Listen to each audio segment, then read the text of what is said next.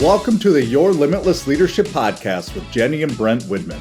Here, we believe leadership isn't just about titles. It's about how you show up in every aspect of life. Whether you're leading a business, building a legacy as an entrepreneur, guiding your family, or striving to lead yourself first, this podcast is for you. Join us as we dive into real conversations about growth, decision-making, and the courage it takes to lead with purpose. Get ready to be inspired, challenged, and equipped to become the limitless leader you are meant to be. This is Your Limitless Leadership podcast. Let's lead without limits. Welcome to Your Limitless Leadership podcast. And today, I know I say this from time to time, but I have a very special person in my heart, and I know in Jenny's heart as well, somebody that I just think the world of. And she's one of those people, just like, and I was going to touch on this with her husband as well. So her husband, this is Jess Shaffer. She lives out in Grand Junction, and I'll tell you a little bit about her, but she's married to Dan, and Dan is a lawyer. What type of law does he do? Criminal defense. Okay. So he's the guy that when you're in the room with him, you know you're not the smartest guy in the room. Kind of like Jess. Like, you know you're not the smartest people in the room when you're in the room with them, which is pretty cool. And then she obviously has kids. Oh, you can touch on your dog here in a little bit, too. Yeah. She's over here. She may be injured.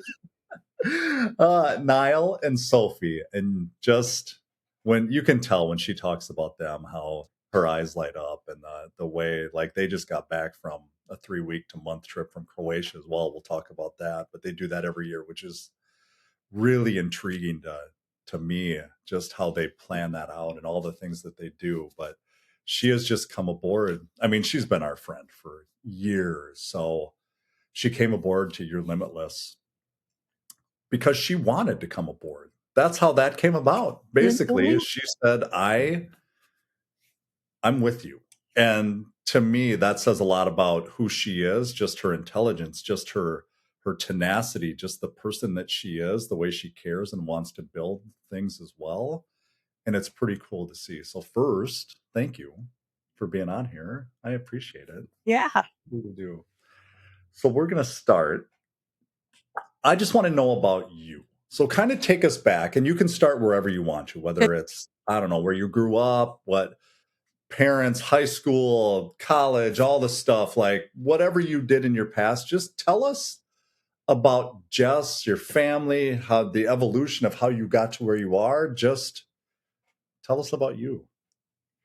Well, thanks for those kind words, Brent. I really appreciate it. I think part of it is my absolute stubborn refusal to do life without Jenny.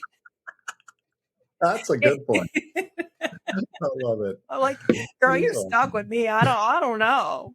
Like, this is happening. Anyway, when I was thinking about this question, the thing that bubbles up for me a lot is when I look back at my story is sort of doing a lot of things, learning the hard way. I feel like I learned just a lot of things the hard way. Looking back, some of the things I would say define me as a person now is, and as I get older, I realize most people feel this way, but I was just an awkward kid. I had big bottle cap, Hubble space stations glasses. I look back at pictures of myself, and my parents didn't have a lot of money when I was growing up. So they would buy, because glasses were expensive. So I wore bifocals.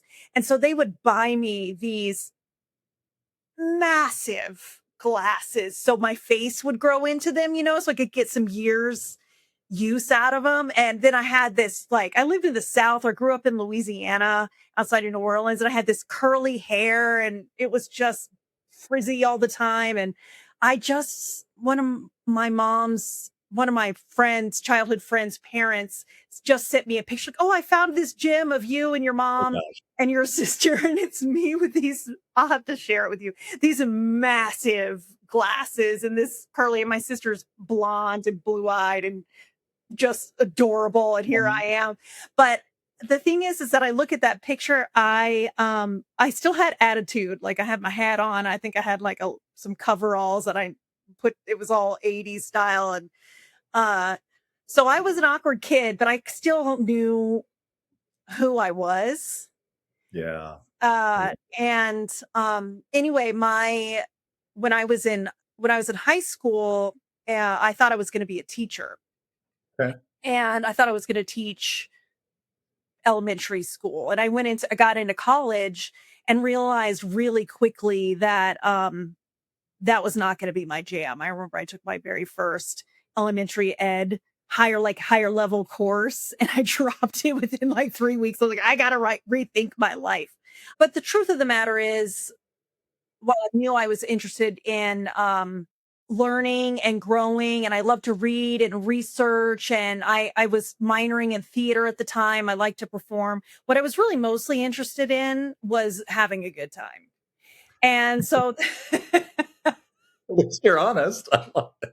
I mean, truth of the matter is that's exactly what I was mostly interested in, was having a good time. Oh. And so I graduated, I moved to New Orleans. I lived in the French Quarter for my Mm. year after college. I bartended on Bourbon Street because that's what you do Wow. when you get a college degree. And I learned a lot of hard knocks that way. I saw a lot of life. I learned a lot of hard lessons, Mm. and it ultimately landed me in moving to Colorado because my parents had bought a investment property in a tiny little town in the mountains of Colorado. 800 people, 9,000 feet was the elevation, and I went from living in New Mm. Orleans, working in downtown in the quarter, to moving to a tiny town of 800 people up in the mountains of Colorado because I saw that as an opportunity. I knew I was messing things up and that my good time wasn't really serving me. And the best way to get out of that was to just remove myself Wow. from the situation. So once I total culture shock for both the town of Uray, where I moved, having me come into the mix, and me moving to the town of Uray. But then after that, that's where I started into my actual professional career. Is I got a job at the little bank in town. They were just excited to hire somebody who had a degree because the job pool there was really small. And I moved up the ladder Mm. pretty quickly in into leadership. And that's where I really say that I learned a lot of things the hard way because I, I'm a smart gal. I'm very driven. For sure. As you see that, Absolutely. I love a good project, and so I would go find projects to do because I don't like to be bored, and that kept elevating me up the corporate ladder. And along the way, I started to get a team, and I was a terrible leader. I mean, I Mm. think back at I cringe when I think about the poor people that had to be guinea pigs Yep. under me as a leader because it was awful. I mean, I would not, I have stories that I just think about. I'm like, I can't believe that I did that. Uh, and part of that was because while I had some very strong female mentors in particular in my life, I never really had formal leadership training. So I just learned by mimicking what was around me. And while I did have some good role models, I had a lot of really terrible role Mm. models as well. And that doesn't excuse bad behavior, but it's just I had to learn, oh, that doesn't work. That doesn't work. That hurt people's feelings, or that resulted with not the opposite of what I was trying to accomplish. Well, you And that, don't know what you don't know either at the same time. Mhm. So, huh.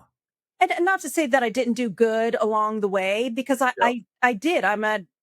Like I said, I don't want to like come off as like, oh, I'm so humble. I mean, I,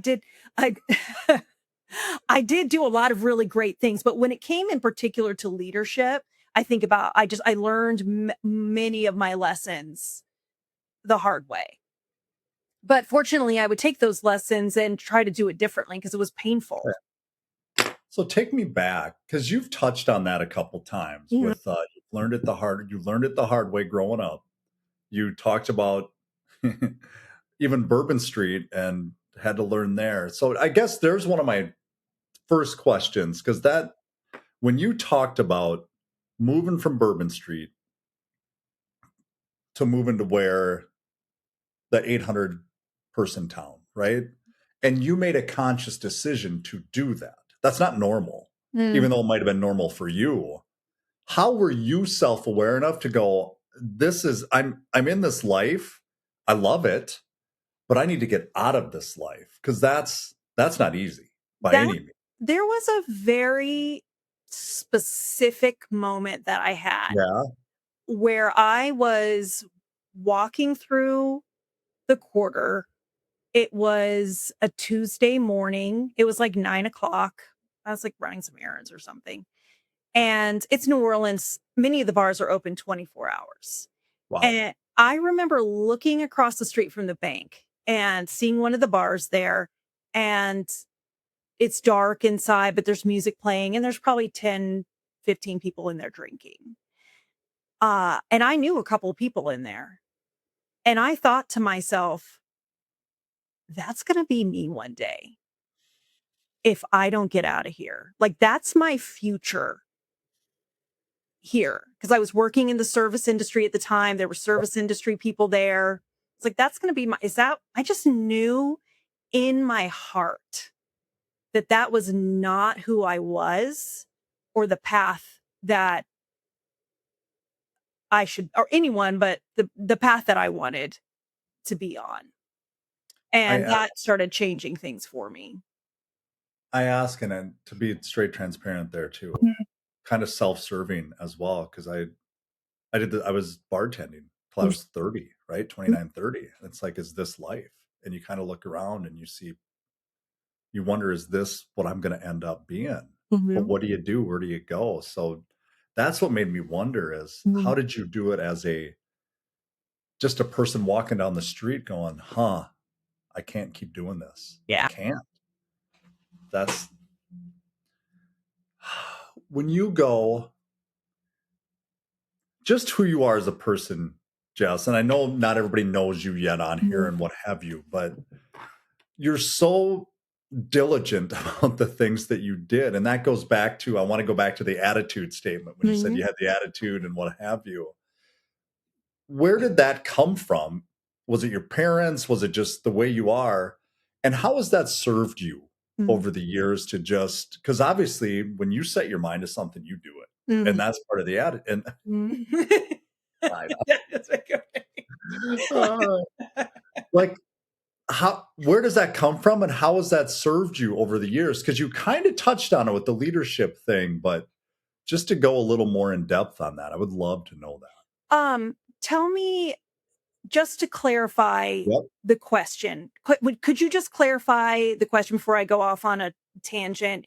Are you asking me about that side of me of just going after what I want or Some place you have an attitude of watch me, Mhm. watch me.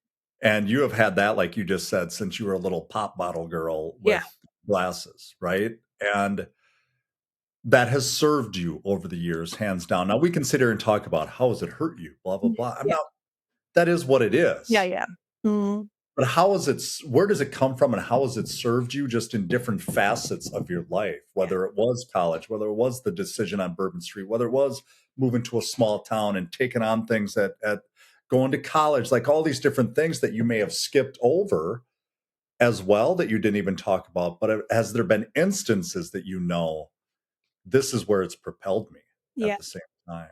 I would say certainly it comes from my parents Okay. in terms of just pouring into me. And because both of my parents came from families where they did not have that, where Mm. they both came from some tough family backgrounds. And so I think both of them came into raising my sister and I to feel like we were people that that we're smart, and that we should go for what we want, and that we're valued Mm. and loved, and we always have a safety net to fall back on. I mean, when I made that decision, like, I can't be here anymore, I need to leave New Orleans, I moved back in with my parents for a brief time, and that's propelled me to Colorado, and it wasn't even a question. Even though they were not happy with the decisions that I was making in my life at that time after they just helped me go through school. So part of that was just from a child. I was always just was Wow. raised up with the feeling, which I feel so fortunate because there's many people out there that didn't have No. that. And I have my parents to thank for that. And so I think for me, a lot of times there was a struggle there, and I'll talk about how I felt it served me. But there was Yeah. a struggle there because there was this deep belief in me, like, yeah, I got this. Like I'm gonna do cool things in my life. And also this awkwardness feeling of this real desire to want to fit in. And so it often like mask this underlying, like, I feel like a goofball kind of person to try to conform to what I felt like was Mm. the acceptable way to be.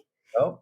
And that is part of a lot of what, when I just a sidebar here. When I learned to be vulnerable, and vulnerability meant just showing up as who I am, that really broke open a lot of doors for me in terms of my success. So when I think about that hard nose driven, how does it serve me when where I go after what I want? I think about when I was climbing the ladder in my first career of 10, 11 years in banking, as I knew that I wanted at the time to climb the corporate ladder. So that Mm. meant me in people's business, like, well, why didn't I get that? What do I need to do to get that? How can I get to the next thing? I want this and that. And so continuing to advocate for myself, like, hey, sometimes it didn't show up very healthily, but it did show up, and it helped me move up the ladder because I was always wanting more and going after it. And usually that meant bugging people around me to figure out how to get to that next level. If you're listening to this and you're thinking, that's me, you're not alone. Let's call it what it is. You've got the drive, you've got the experience, like you have it. You have it. You know what you're doing. But something still feels off at times, or things could be better. We know that they can be. You know, there's more. What we do is we help committed leaders go from guessing and grinding to really leading with clarity and structure and confidence. We're offering complimentary DNA strategy calls. We're going to evaluate how you're leading, where performance might be breaking down. It happens. And what really needs to tighten up within your business, within your leadership, within those people around you. Then we're going to take this next step. And what we're going to do is build accountability, the skills, and the systems to create that consistent or those consistent results around it. If you're open to digging in a little bit, the link is below in the show notes. Just book your DNAcall.com and we will find time for you and we will dig in with you. All right, let's get back to it. How did you know?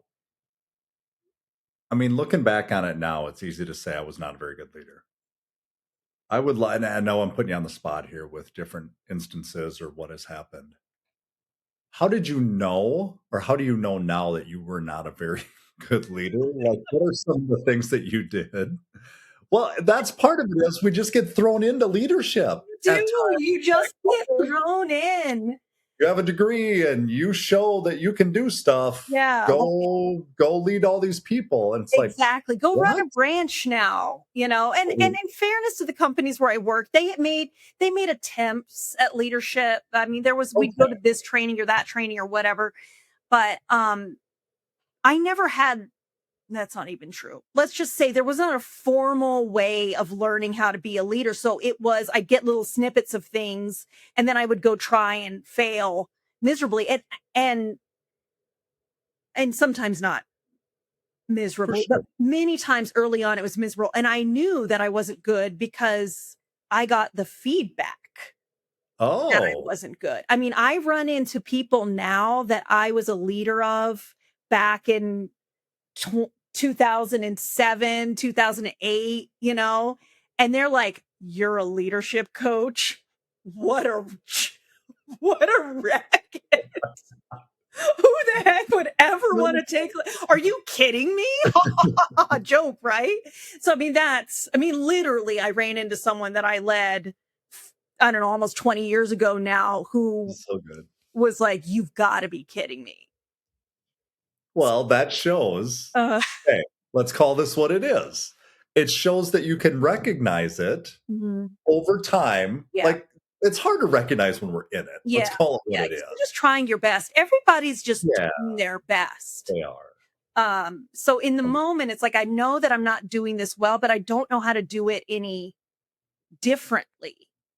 That's just it. It's and then you keep trying, but it's the aspect of just because of who you once were doesn't mean who you are Yeah, now. and that's true, and I feel like I am a better leader and coach because of the experiences that I had really screwing things up and, learning the hard way. While I'm sorry for the people that had but to be It learned. helped you. Hey, Yep. I've been on the receiving end of people who are learning on their own journey too, right? It's just a part of the deal. But, I wouldn't trade it because it's part of who I am now, and it makes me a leader and coach. Not only just my leadership experiences, but my life experiences as well. Is there any part, like when you were there or over the past, that maybe one person, two people, somebody has said to you that really made you go, that you look back on now that might have shaped you a little bit and told you, I really need to work on this because Mhm. I am not as good as I think maybe I am, I Yeah. guess, put it that way. I can't think on one very not immediately does one specific experience come to mind, but I can say that I was hearing themes that I got tired of hearing. What As in? essentially it was, "Jessica, you have so much potential." I would hear that from Mm, people. "Jessica, you have so much potential. It's just you getting in the way of you." Essentially, I would just hear versions of that. And I just got tired of hearing like you really could be something pretty awesome good for you. if you could just get out of your head and out of your own way.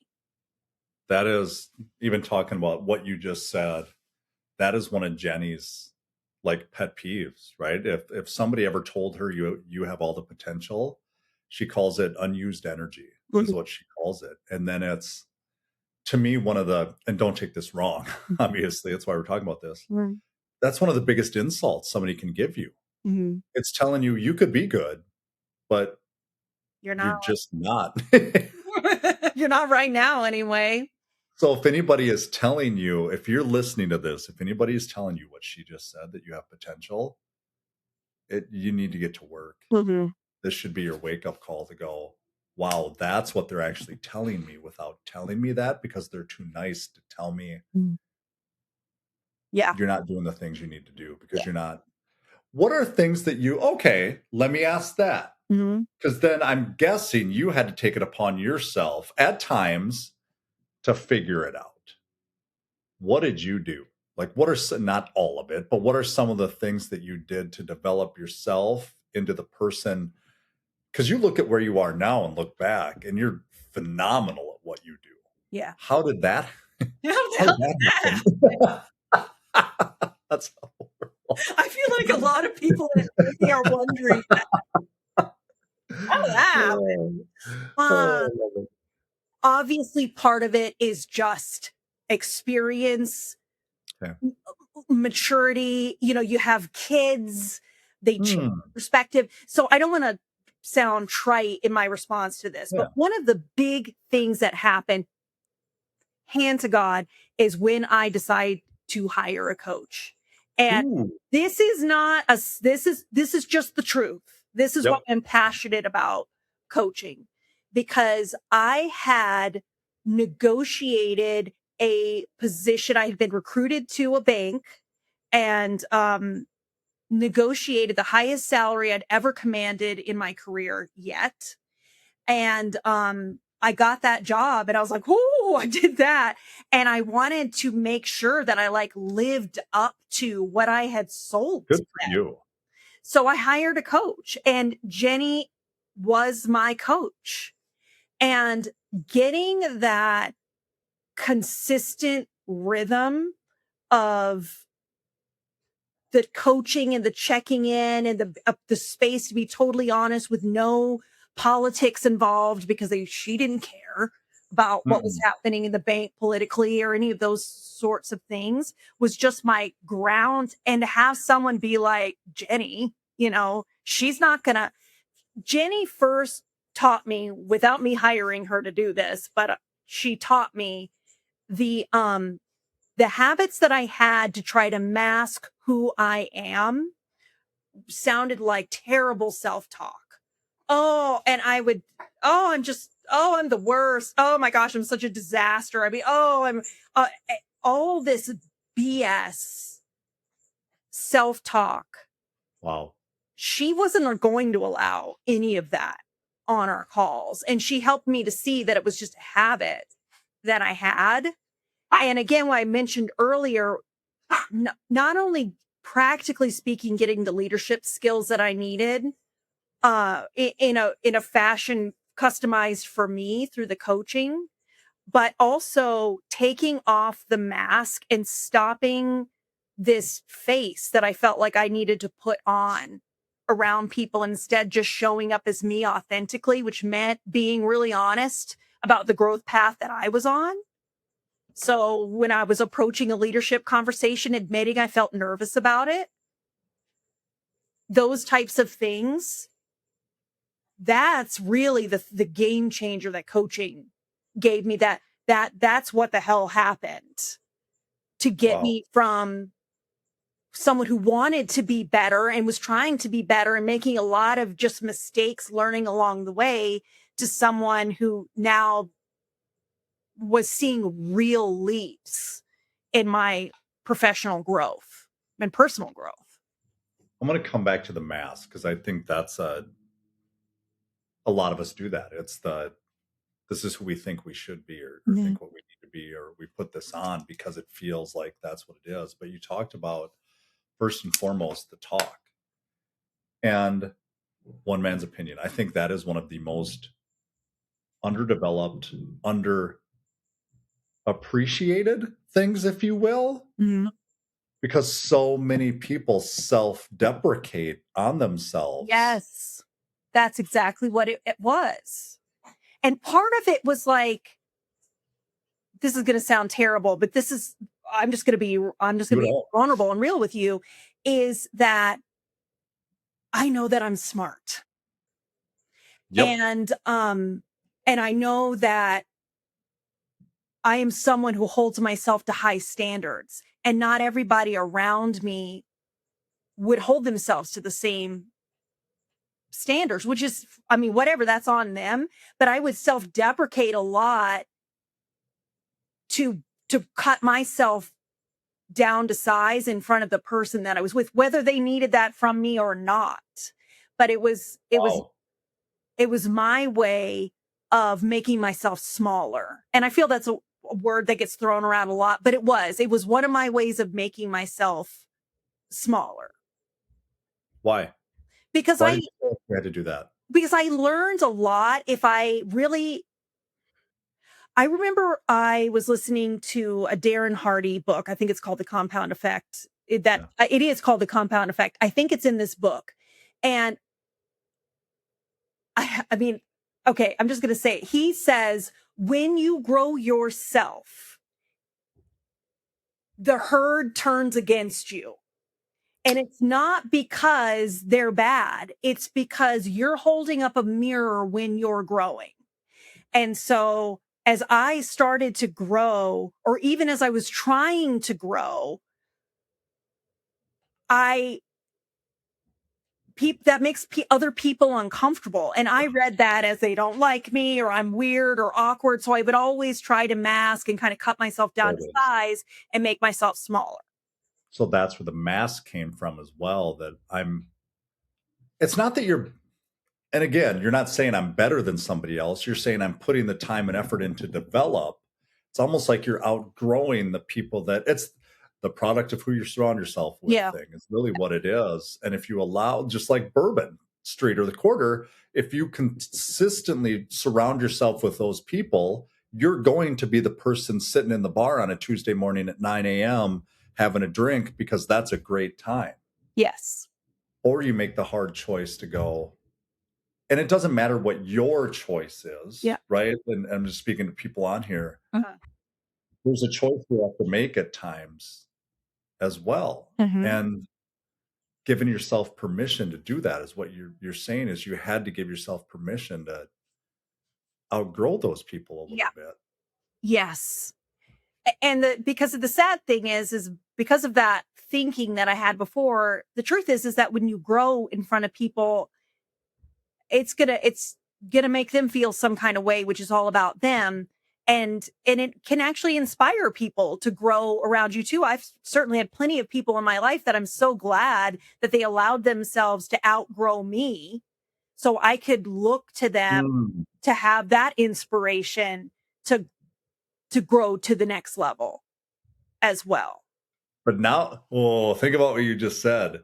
The shifted mentality there. You're looking for people that have different growth or are perceived better at what they do than maybe we are, instead of bringing yourself down and masking to the person who isn't. That's the shift in the mentality right there. Is I just, Wow. instead of worrying so much about what I think other people think about me, which is what that is Yep. all about. And instead just showing up as me, as a flawed, growing, striving human. That's and taking off the mask and just being vulnerable and authentic.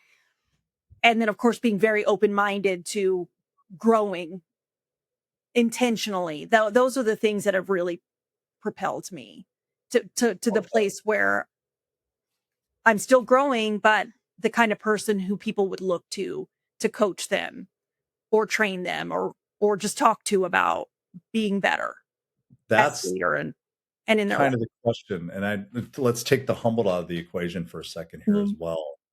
Because you've just touched on people want you in their life. They just do. So when you look at where you were to where you are now, it's going to be hard to answer maybe. What do you feel like you are really good at? One, two, or three things that you are just, you're phenomenal at. And that's what I mean by it's hard to say that about yourself, but I'm asking you to Oh say no, I've got them all written down right here. it. Let me pull out my piece of paper. How many months? I've got 50. Where do you want me to start? I thought you'd never ask. That's awesome. I actually do have one written down because I need to Um, remind myself of it Good all for the you. time. And I have written down on my whiteboard over here is connecting with people quickly is a superpower of mine.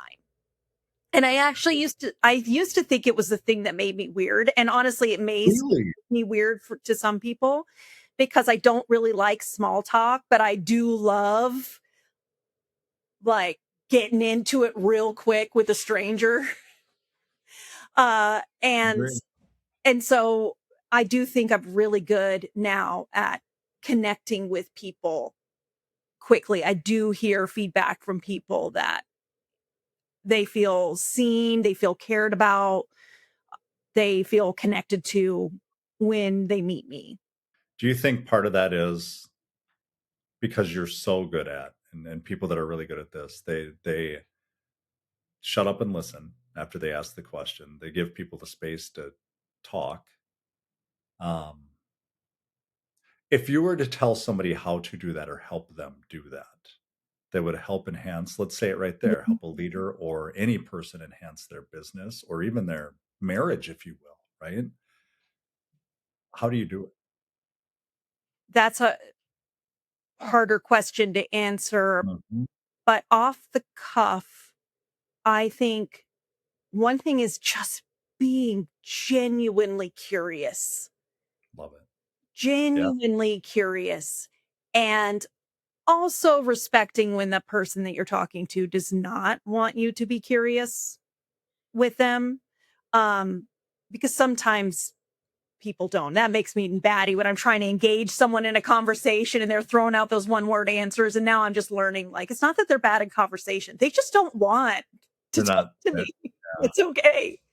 But being very curious and I just ask a ton of questions. What do you mean by that? And oh my gosh, your face is telling me that you're saying this, but your face is saying something else. And when you say they're like, oh, they just feel seen. And I do try to make a lot of direct eye contact, and in fact it can get me in trouble sometimes because, if I'm interacting with someone of the opposite sex and I'm making a lot of eye contact and asking a lot of questions, it's like, what, you seems like I'm flirting me. It's not, I'm not. You're just being a good human. Just because 'cause you're talking to somebody doesn't mean you gotta be flirting with somebody. So, Oh, I love it. anyway, yeah. That is a superpower when you are just in it with somebody Yeah. instead of, because it builds such strong relationships to it, and really isn't that what it's all about? Yeah. When you really care about people, you want what's when you genuinely want what's best for people, that's what matters, Yeah. it really does, so I love it. Mhm. Thank you for Mhm. being on here. This Yeah, was absolutely. Start. yeah, like, just your mentality around that you can go through the, and get to a really, really successful and really great spot. You just have to be willing to see it and put the work into it at the same time too. Yeah. It doesn't just happen. Mhm. So, No. yeah. Any last words that you would like to say, ma'am? Ma'am, let's see. How do people find you? They How do want to work with you, which they will. Mhm. They do, obviously. How do they find you? Well, they can find me for sure. The easiest way is at Your Limitless Coach.com. You just go to Your Limitless Coach. I'm there under the team. I'm on Instagram at Mission Amazing is the next place. And I'm also on LinkedIn. You can find me under Jessica Shaffer. Pretty simple. Even DNAcall.com Yeah. and Mhm. ask for Jess. Yeah, And that is one absolutely. of the best ways to find her as well. But Mhm. yeah, she is, again, I go back to this. You will not meet, it's like this total package. I don't know how else to say it. You won't meet somebody smarter.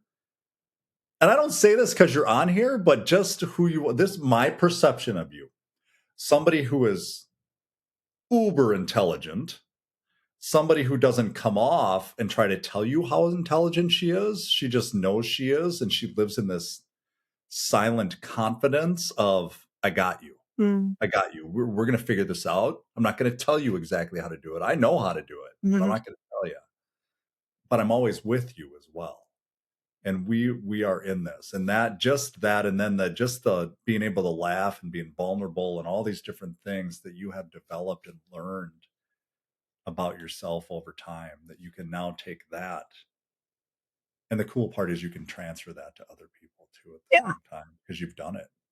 That's the coolest part.